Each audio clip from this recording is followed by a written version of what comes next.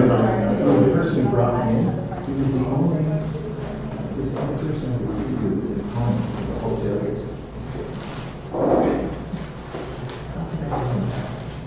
I figured it out. The time I was using my after years working groups of Messiah, I realized I had never come across really totally new. Also, I think when people told you that you were wanting to hear things, to where I work. Everybody will get started now. Oh, yeah, just started at our friends. Thank you so much. For sure. Okay. So yeah, we'll get started. So we have a great session today for sure. Mike's got some stuff. But welcome to the Tech4Good Ottawa. I see a lot of familiar faces for sure. Who's new? Oh, let's see what's For this location. That's fair. Well, welcome. So Tech4Good is an organization, and it's modeled after other chapters in around North America, and they're intended to be like tech clubs and tech groups where people can share tech information, but mainly target not-for-profits or enterprises. And in particular, what we're trying to do is bridge the gap between technology, digital sectors, that expertise, and if there's any sort of gaps in technical knowledge in not-for-profits and enterprises. So we try to respond to the times and respond to what people ask for, but felt it's timely to talk about privacy. Everyone's been getting lots of emails, I'm sure, from services all over the internet saying, hey, we've updated our privacy policy. And that's in response to some changing laws and all that. And even changing just mentality around the world around privacy. Maybe we're just waking up to the fact that Facebook is selling our data and using it and all those very scary things. So, hence today's article. So, yeah, I guess that's the plan. Well, before I get up.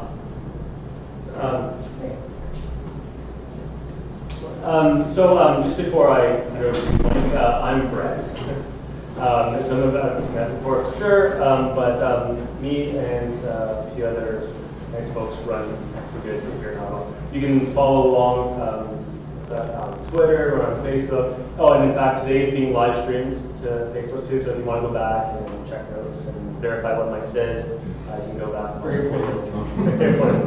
So that'll be on Facebook and all that. And if nothing else, sign up to the newsletter so you can hear about these great events that we do every so often. Okay, that's it for me. So Mike, over to you. Excellent. Thank you very much, Brett. So first of all, thanks everyone for coming. Can I just have a rough show of hands of what do people's experiences like? How experienced you are with privacy? Like, are people like intermediate, experts? How many experts are there? Okay, good. We don't have any experts. And how many people really are just sort of stumbling into this because they've been asked to come and don't really know anything like newbie? Okay, that's important. Feel free to ask questions if there's things that there's a lot of acronyms and a lot of policies and technology involved in this. So I'll try and get as much jargon out as I can, but there's going to be some. So I'm Mike Gifford. I'm the president of Open Concept Consulting. Most people know me for either my work with Drupal, open source, or accessibility. And what I've been trying to do is to try and fix problems at the core. And so often, problems are fixed on a site-specific level instead of at a site-wide or at a system-wide level.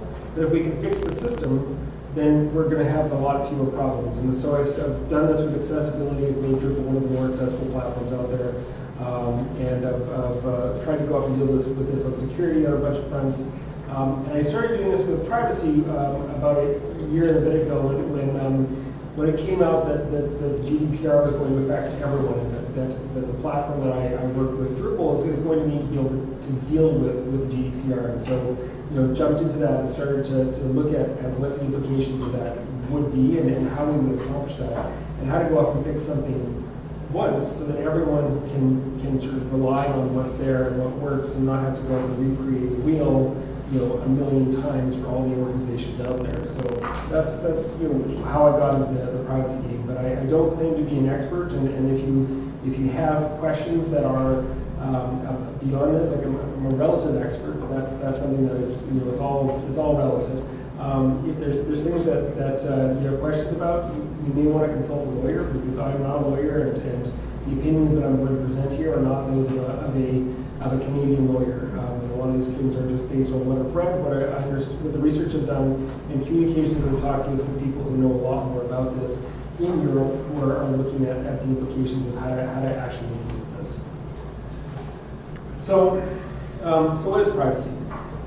Privacy is in some ways it's the flip side of security. It comes down to identifying, because you need to have security to go off and to have privacy, but often the security and privacy is not really dealt with in the same. There's different approaches to this. There's people who don't necessarily talk to each other from the security or privacy point of view. There's just different ways of addressing the same kind of problem. But our privacy comes down to ultimately trying to understand our freedoms, our ability to go off and engage in a democratic system in order to go off and to be able to make choices and directions that allow us to be effective participants in a modern Western democracy. Without privacy, we don't really have that. And we've seen a lot of publicity recently because of the Cambridge Analytica, what the impacts of that are, and what that could do to try and influence how information about people's privacy can help sway elections, which is a hard thing to necessarily wrap your head around, but it's definitely enough evidence to suggest that this really has happened. There's definitely a lot of risks involved in privacy. People have heard about things like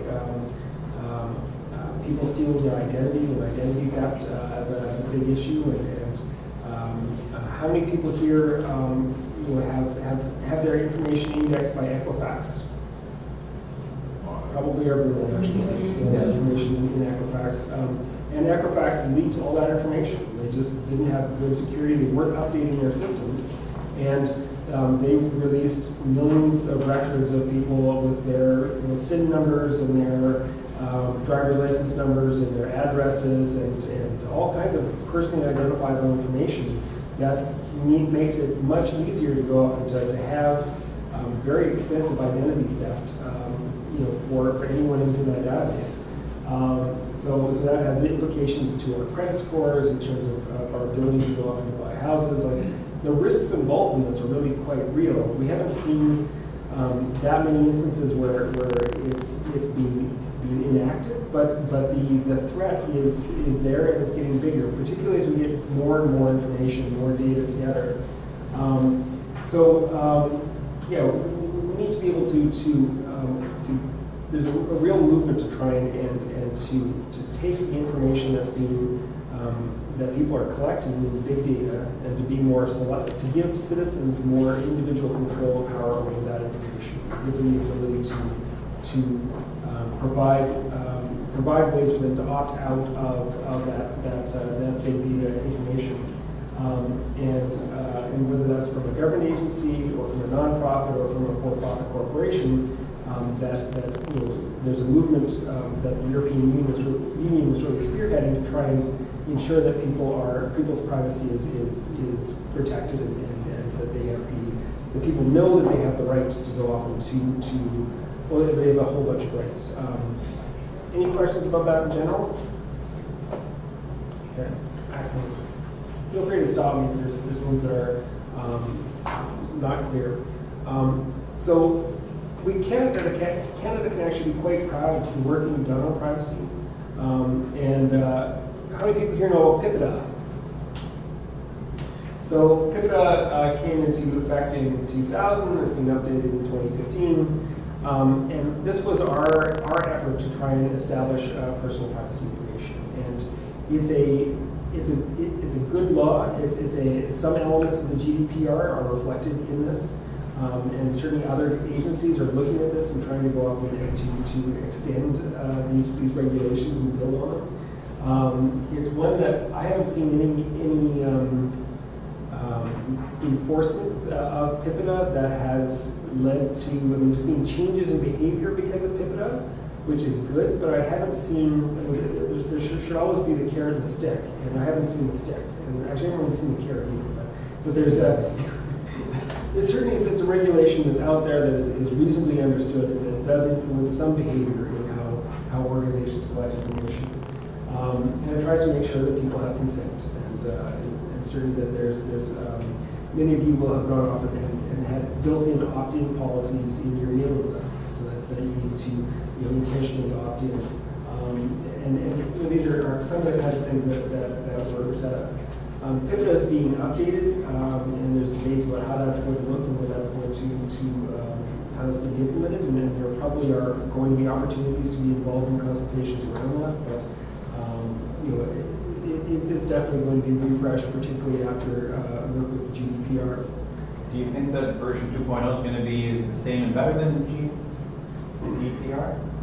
If we're lucky, it's realistically, you think it is so? Canada is good, but are we always leading or even following actively? It depends on the political will, and if there are good political people who want to work on this, and I've had some conversations with, I don't know what's his name, Nathan Smith. Yeah, so he's got some really excellent ideas on this, and has been doing a lot of work with the ethics committee. And if he's able to get some more support and there's more drive behind this, I think that there's a possibility. You might have some more ideas about if that's, I don't really know. I think that there's a possibility because there are good people who know the technology, but it really comes down to whether or not there's a political will to make it happen. And enforcement, even with the GDPR, it's going to come down to enforcement. How much do people want to have pay for that? International accessibility, the Ontario's AODA looks good on paper, but there's been almost no enforcement. So it's really it's a process of paperwork, and if they start enforcing the $50,000 fines per day for having inaccessible websites, then you'll start to have a real change in uptake. But right now there's no real enforcement. So yeah, it's like the Information Privacy and Ethics Committee, which Nathaniel Smith, the member, is a part of. They recently had Chris Wiley actually as a witness in that specific committee. And that's televised and also on the openparliament.ca. So there's really a desire I can see from the committee specifically to try and understand more about where Canada should move to next and where we're really falling short. I think there's enough members of the committee who will certainly support a movement to ensure that the second version of it is substantially more aggressive or substantially more encompassing than the current version. And just in case people are curious, the questions that the Canadian politicians asked Chris Wiley were more sophisticated and interesting than what the congressman asked Mark Zuckerberg about a month earlier. So there's knowledge in house there's interest from all the parties to try and get this right. So we'll see what happens. So there's also Castle. Again, people are familiar with Castle. I think a lot of Canadians have been more worried about spam and the interruptions with spam and call people calling them at home and whatnot and interrupting them than they are about privacy. And they are related, but it's trying to make sure that there's consent and people have gone out and made some modifications to do that, which is great. But also just trying to go out and make sure that there's clarity around this and make sure that people are clearly told what is being done and that what they're agreeing to is explained to in plain language. Does everyone know what plain language is? Plain language it's actually harder to do than it sounds because it should be really simple to write in plain language, but it actually requires skill and effort to go out and write in a form that's understandable and simple. We all need to be taking efforts to write more in plain language. There's a really great tool called the Hemingway app that I promote, or the Hemingway editor, because it does a nice job trying to consolidate wordy, convoluted, complex sentences and things that people can easily understand. But yeah, try to go up and make sure that there's a reason and there's explanations given as to how the data is being used, and you're only using it for one particular source. And if somebody gives you permission to go up and send them one newsletter, that doesn't mean you can apply it to all existing newsletters. Make sense?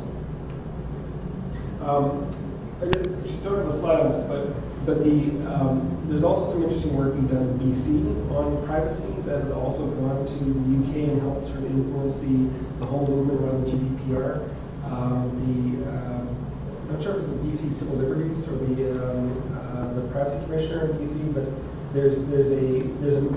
there have been people who've been thinking about this in Canada who've then gone off to Europe to go out and try and support the adoption in the European Union and in the UK specifically. So there's some interesting movement on that front, and hopefully we'll be able to bring some of those ideas back to Canada as well.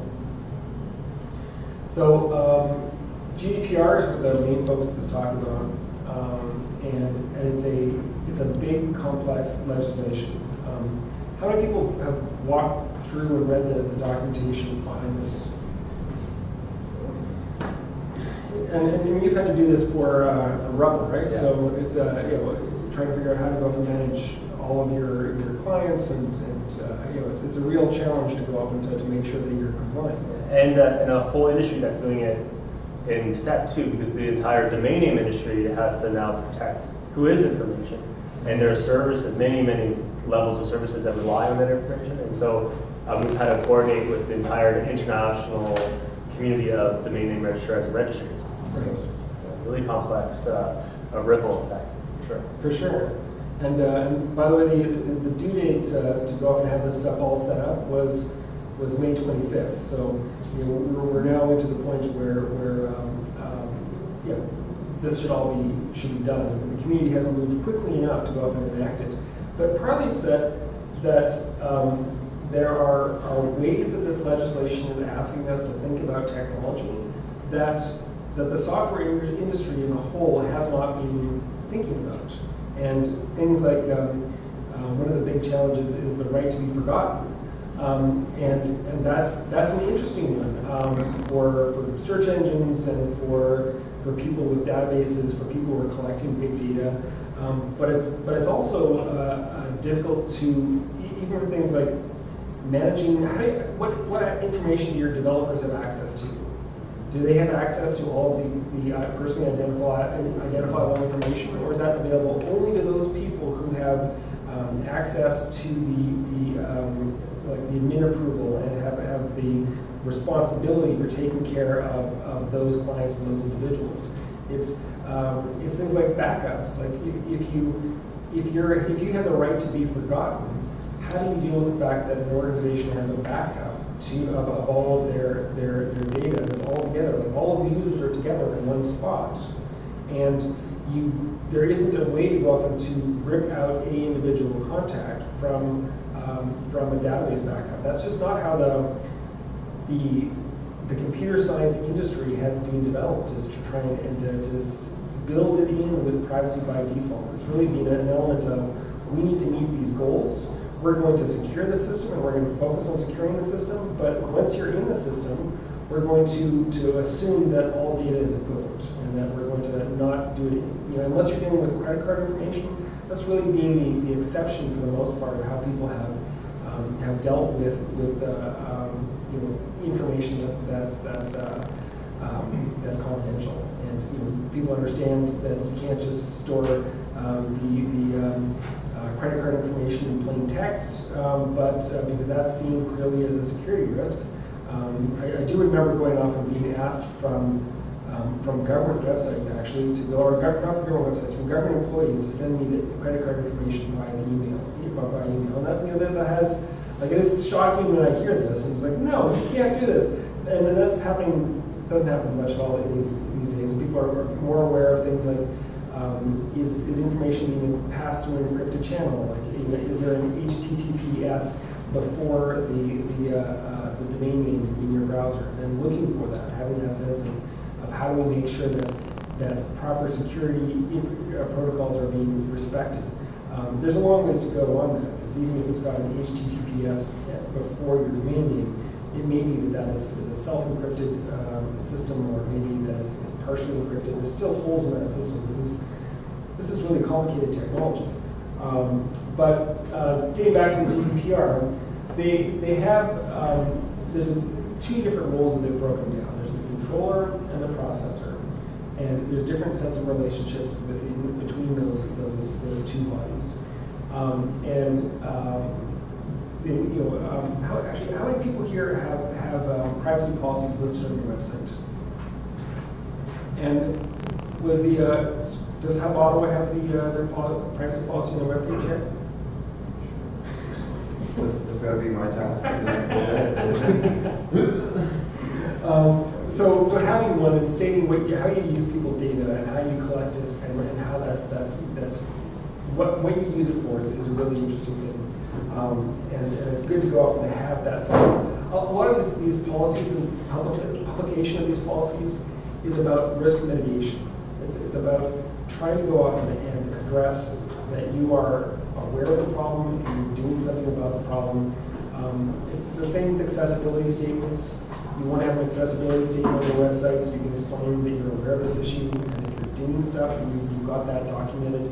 Because if you're going to be sued by somebody, then you need to be able to have some mechanism to go out and to explain that you are taking you're taking due diligence to go out and to address the issues behind this. So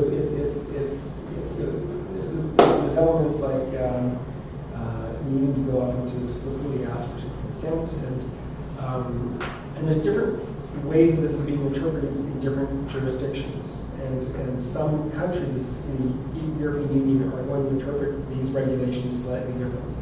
What does it mean? How many times do you need to ask? And is it? How can you be absolutely certain that you've got that consent and you've got a paper trail for that consent? What's very clear is the fines. That if the European Union decides to go out to take you to court, then the fines they're looking for are, I think was it 20 million? 4%. Or 4% of your annual, which is that's every year, 20 million or whichever is greater. So I mean, they're not aiming this at small organizations. They're definitely aiming this at the Facebooks, the Googles, the Microsofts, and the big entities like even MailChimp. But it still applies to all of us. This is something that we don't know what the European Union is going to do, and what the implications of that are. So we need to try and to be aware of best practices, to try and build them into our process, and proceed cautiously to see that we're able to be adopting best practices moving forward. How many people here have operations in Europe? So if you've got operations in Europe, then there's a bunch of stuff that you're much more familiar with, because there's been a lot more discussion and preparation in Europe than there has been in North America or in the rest of the world. But this affects everyone, because this isn't a law that is about your operations in Europe. This is a law that applies to Europeans and how different organizations handle Europeans. So if you have European clients, these aren't people who live in Europe who use your product or service. This is Europeans who happen to be living wherever, accessing your site. If you have Europeans using your site, then they can ask for information about what are you collecting on me? How is that being used? I'd like to have all of the information you have on me in an exportable format. I want to be able to have all that information removed. I'd like to have this section of my information removed. Like it puts a lot of personal controls in people's hands, which is great from a perspective of values and democracy and free speech. All of those kinds of things are it's a really good step in the right direction. But our whole society has not been moving in that direction. We've had, do people know what surveillance capitalism is? So Google and Facebook have really pioneered surveillance capitalism. It's big data. It's collecting as much information on people as you can so that you can package that up and sell that to somebody. Whether that's a political party that wants to take advantage of an election, whether it's somebody that wants to sell more products, whoever it is, you want to go out and bundle, organize, and identify people or groups of people so that you can try and sell your product. And there's the whole line of if you're on the internet, if you're not paying for the product, you are the product. That awareness has been dawning on people more in the last 2 years. But it's really the reality of how most of the internet-based businesses have been aside from domain names, but there's been a whole host of companies that have been working on ad revenue and clicks and finding ways to go out and to build a revenue model that supports free and that allows for organizations and businesses to grow. Which, the clicks have not paid off. The little ads in the corner of the page don't really provide all that much money, but that information that you, the consumer, has, that's something that's valuable.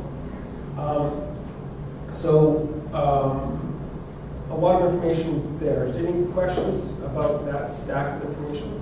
Yes, you brought up ads, and this is actually, I was just actually at a cross-scripting talk last night, and I was wondering if there's anything in the general data protection regulation about ads, because that's actually one of the largest vulnerabilities to phishing and personal information capture is people putting malicious scripts in ad networks. Right. And ad networks generally forsaken the responsibility of really doing a good job screening ads for malicious scripting. Yeah. So I was wondering. It's just JavaScript. What could go wrong? Yeah.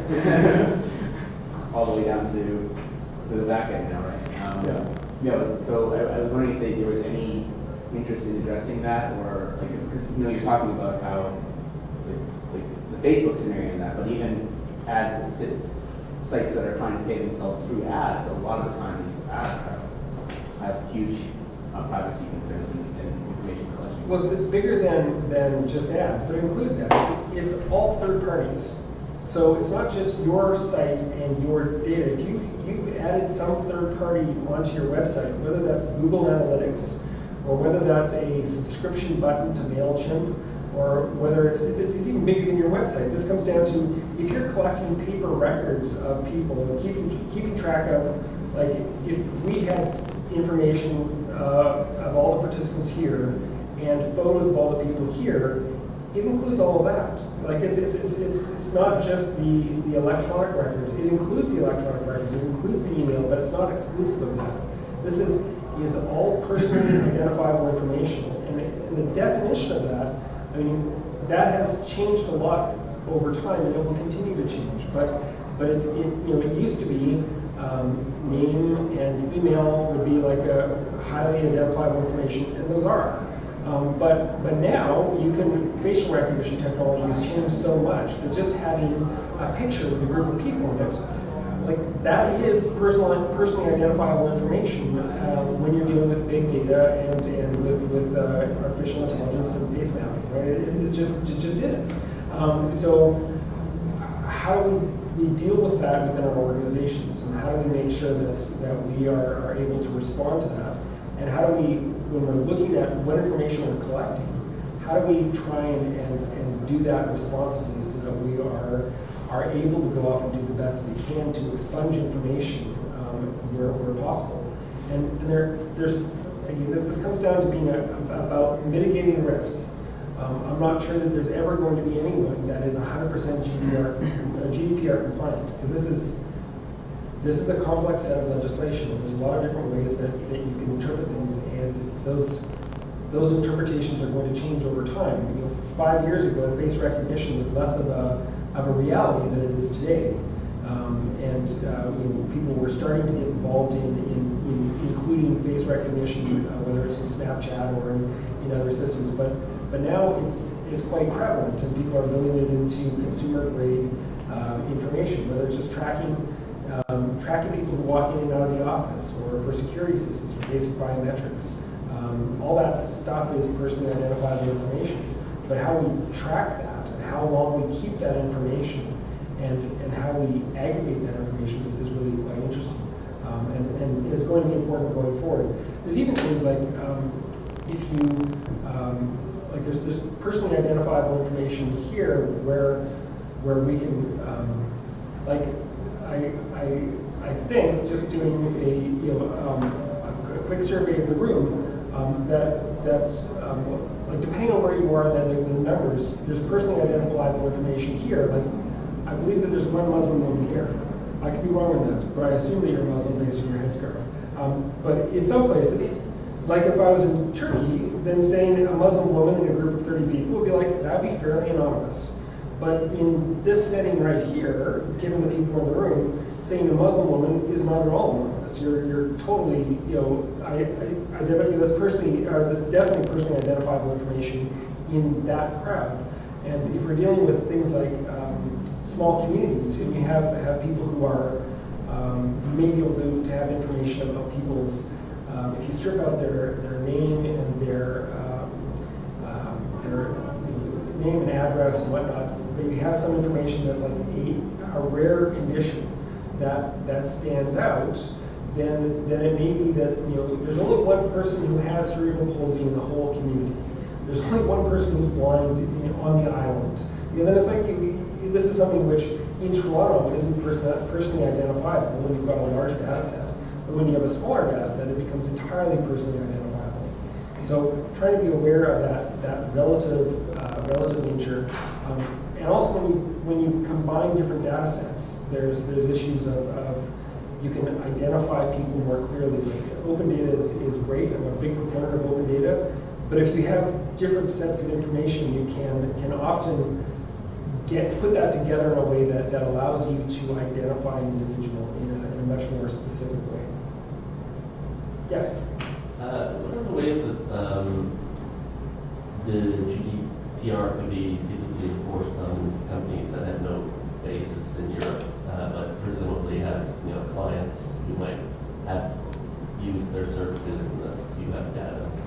So they're going to go after the people, first of all, who have offices in Europe. So if you've got an office in Europe, you're an easy target.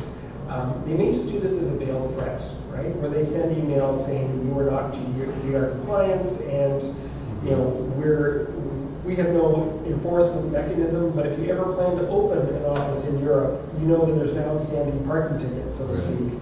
That's growing annually over, so this $20 million fine is waiting for you when you open your office in Europe.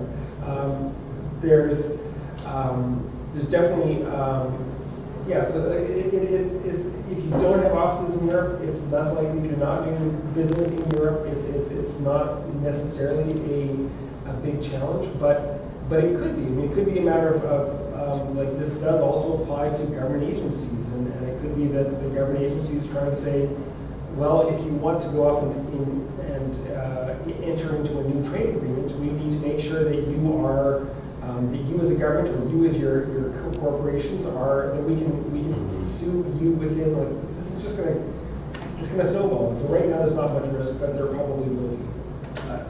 There's also the fact that businesses and organizations don't exist within a bubble.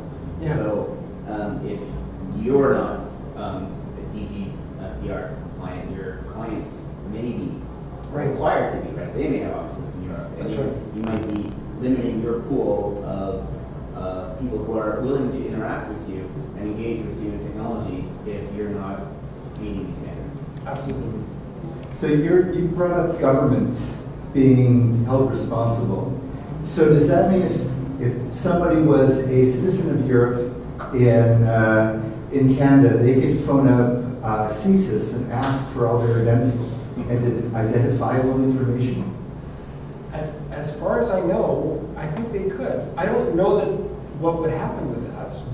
And I haven't come across anything in the legislation that allows for exclusion of that. I would think the different governments in Europe who also have their secret stashes of information Yes. would not willingly make that available.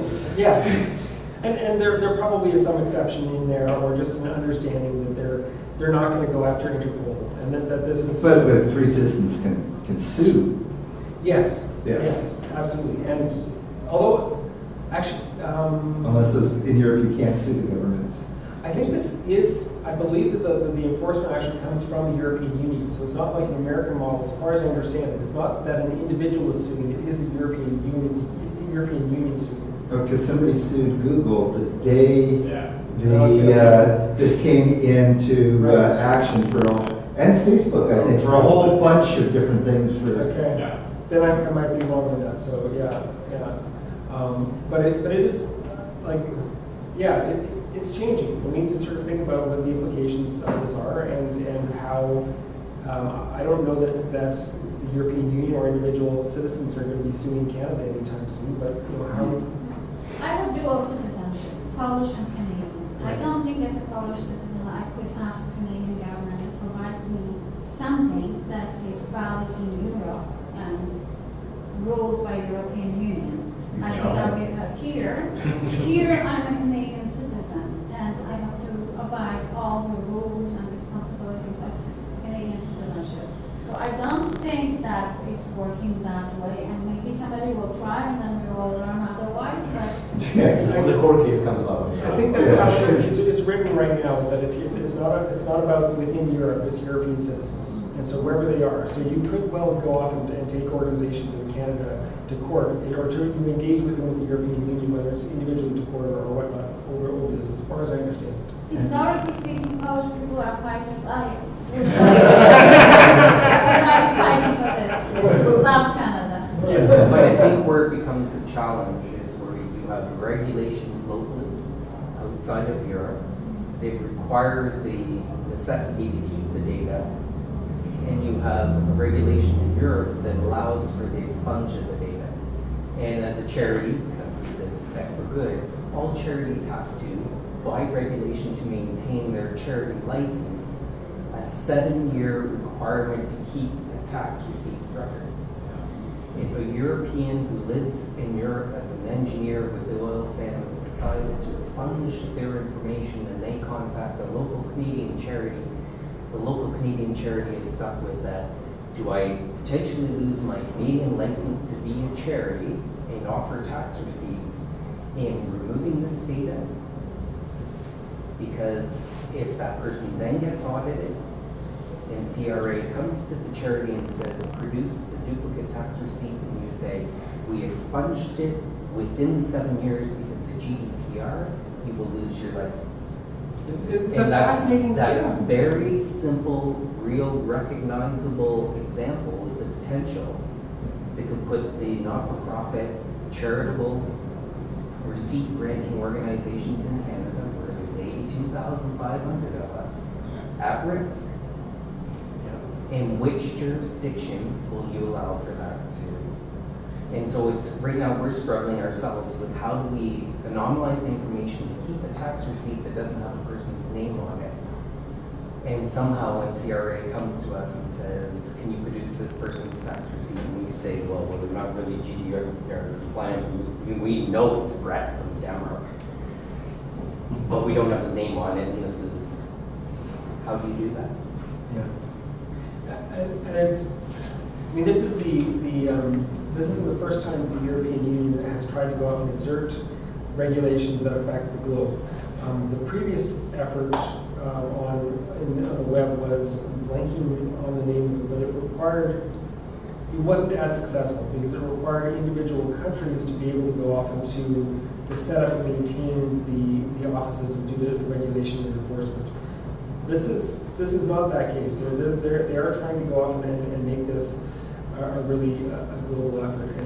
and it will mess up a whole bunch of things. I think for the better, but it puts a lot of questions in terms of how we can move forward on how we collect information, how we process it, who has access to it, how we're tracking and managing these. Like, how do you delete somebody from your record and then have a record that you deleted all of the records? Like, at some point you can't remove the name that they asked to have their information removed, otherwise you have no record that you removed their names. Like, it's but we're going to have we don't have to freak out about this in many ways, because this is we're not going to get sued for the most part, except for your organization's name. We're going to be challenged. Yeah, for sure. We know. And you're preparing for it. But most Canadian organizations aren't going to need to worry about it just yet, because we're not Facebooks and Googles and the big players. So let's say I'm using Google Analytics, Google AdWords, you mentioned that a little bit earlier. Yep. Presumably those services are not GDPR compliant. Out of the box, they are. Yeah. They're not out of the box. Right. Would that make me non-GDPR? Yes. Okay.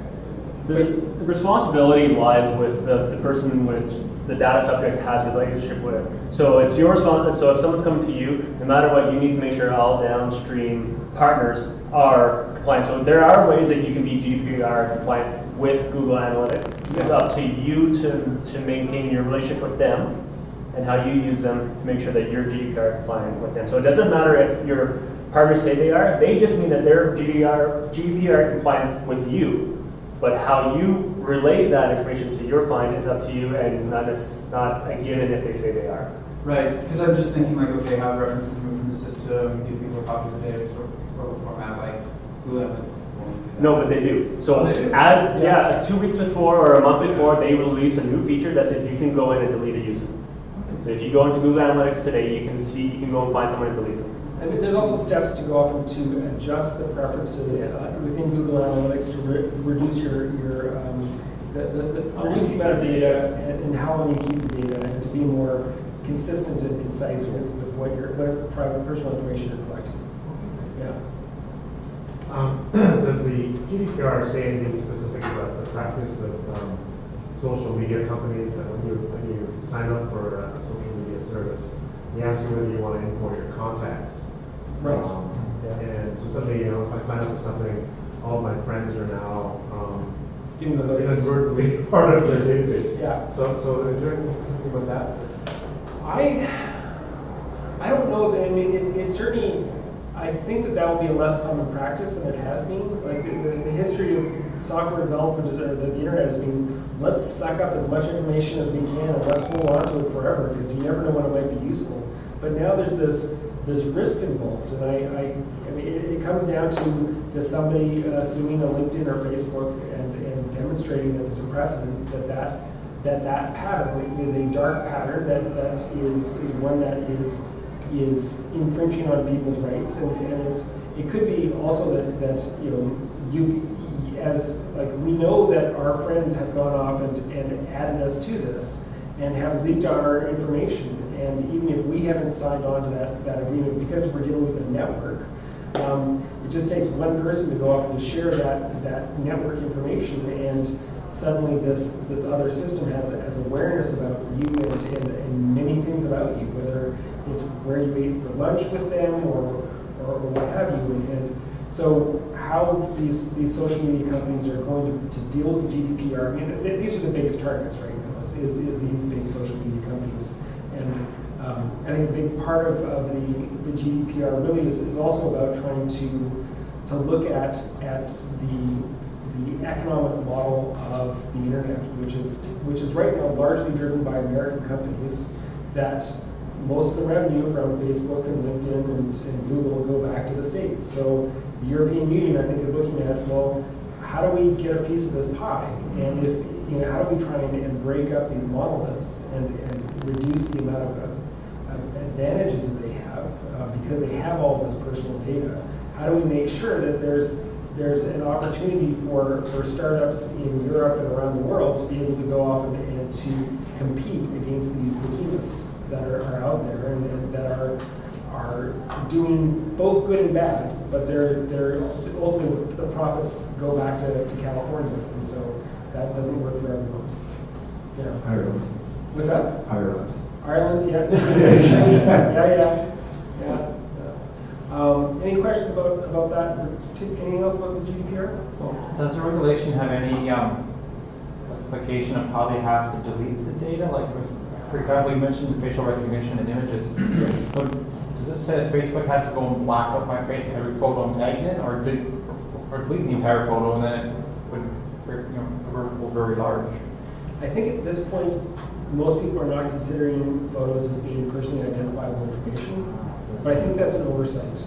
I think that's just a matter of it's just a matter of time, right? And so it's I don't see how it can be anything other than personally identifiable. We all have such unique bases, and their databases of this being collected and organized so effectively, in the last few years. So it is, I think, a matter of time until that comes in.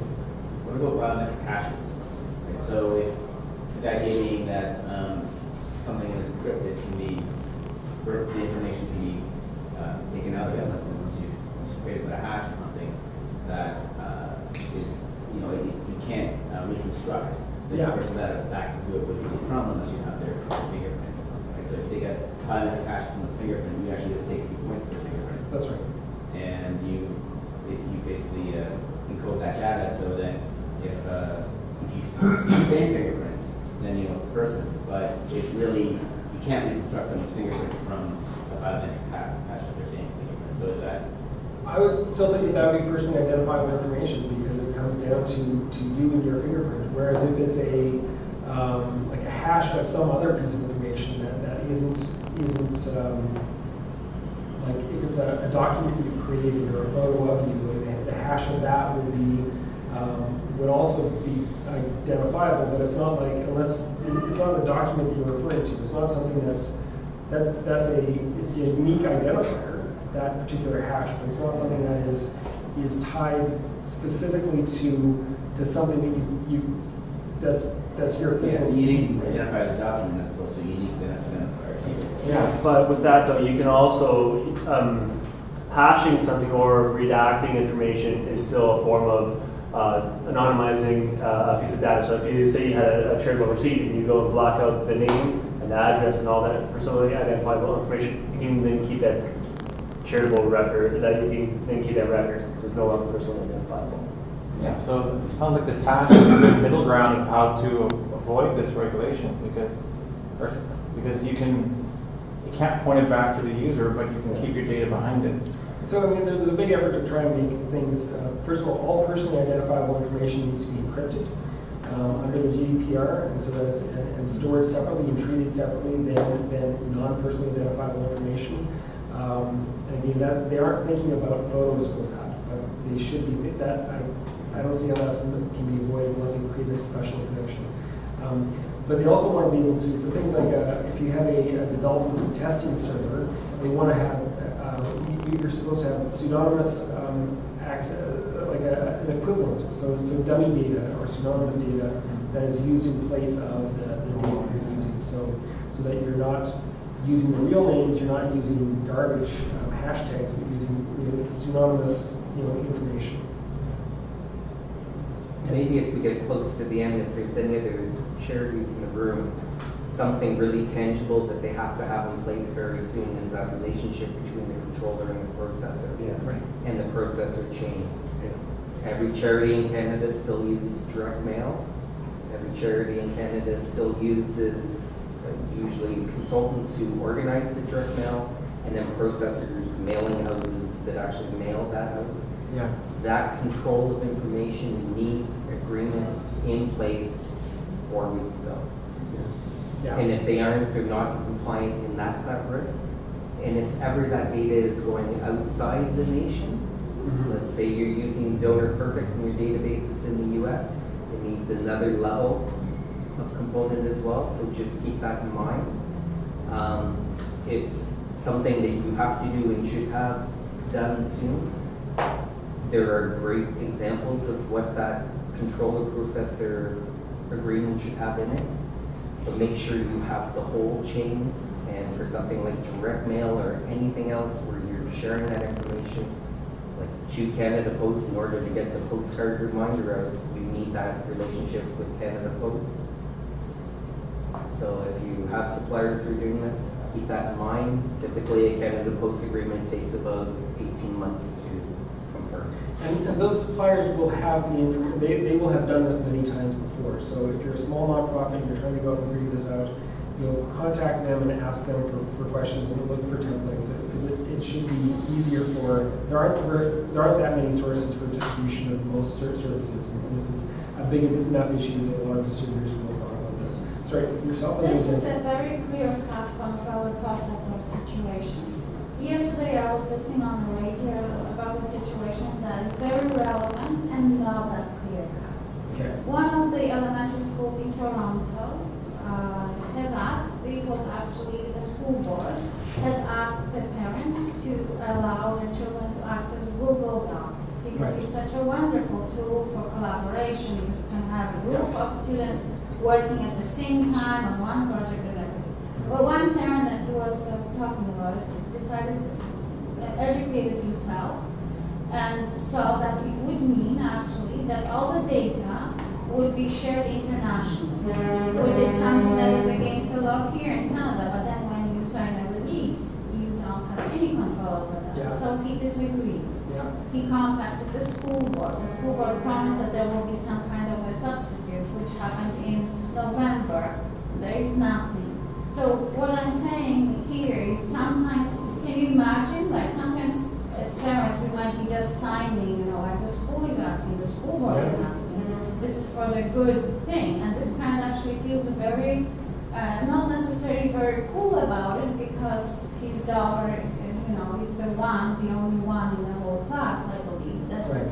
could not use Google Docs, which is a wonderful tool. It is, absolutely. The Ottawa District School Board uses Google Docs all the time, and they have a weird relationship where they have an agreement that they will keep the information private or something until you're 18. So they've got some sort of level to cover the Ottawa School Board, but it's unclear what happens to the information after the students are 18.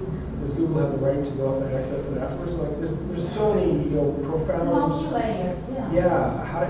What happens to that data? What is it? Whether it's the unique identifier of your keystroke. Just typing in your homework assignments gives a unique identifier for Google that they can identify you amongst everyone in the world. You type uniquely from all of us, and so it's just those kinds of things. How are we going to deal with this? How do we keep track of this information? Right. As far as time goes, we're at 5 to 2, and I bet people probably are planning on going from 1 to 2. Yes. Did you want to maybe keep going? Or? I think it's touch on this morning, blah, blah, blah, blah, sorry. Yeah. So I think we've touched about pseudonymation. I'm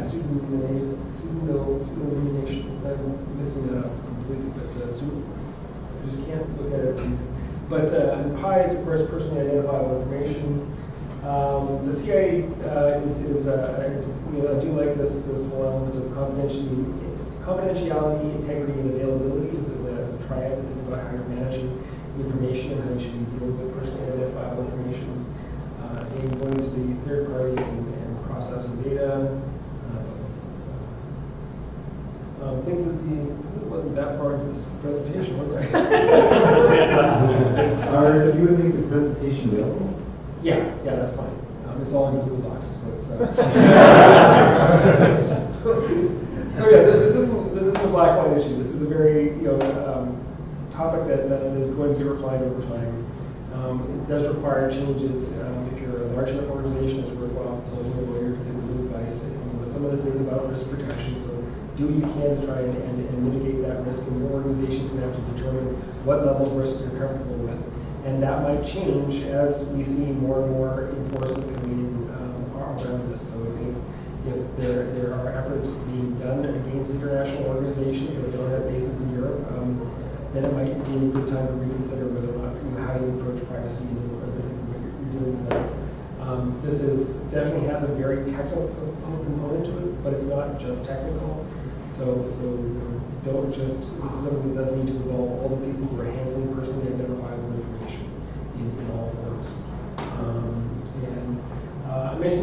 California Consumer Privacy Act. There are a lot of other governments that are looking at this, looking at the GDPR and finding ways to address this, finding holes in it, finding ways to tweak that and find a style of how they want to have this implemented. So, keep an eye out for this, because it may be that you've addressed the GDPR, but we've got the California consumers who are dealing with this, or maybe it's being morphed and it's being applied in Georgia in a way that applies to you. It really is something that's changing over time, so just keep an eye out for that.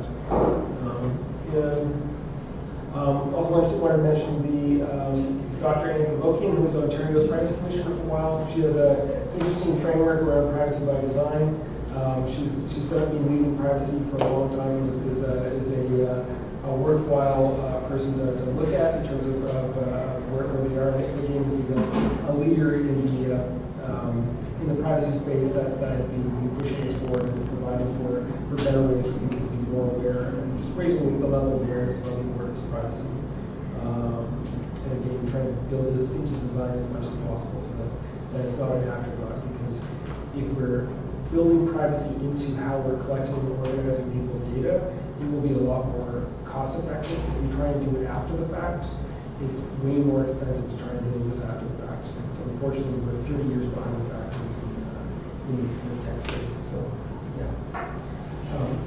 So, Xander, do you have a last question? Well, it was just a statement about the gentleman's sort of problem with keeping records. Because the goal is actually to prove that you have that this receipt is verified, this tax and receipt is verified. And if that is the requirement of the legislation, then hashing would be an ideal solution, because you can just hash the record, and that way it couldn't be cross-referenced with any other database, or there'd be nothing identifiable about it, unless someone produces like a tax auditor produces the document and asks, do you have a record of this document? And you could check that document against the hash, and you can verify we did have this is a valid record, this is a valid record, and I can't, and its content has not been altered. So you could check if that would solve your problem that way. I don't know if it would follow the letter of the legislation. Yeah.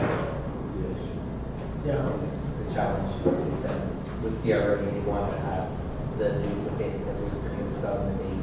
Yeah. So hopefully we'll have the CRA coming up with new guidelines and actions on how to do this. Sure. Yes. Rather more. Yeah.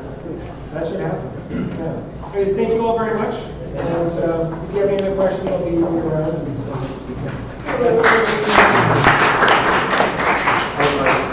Thank you. Which one, Robert?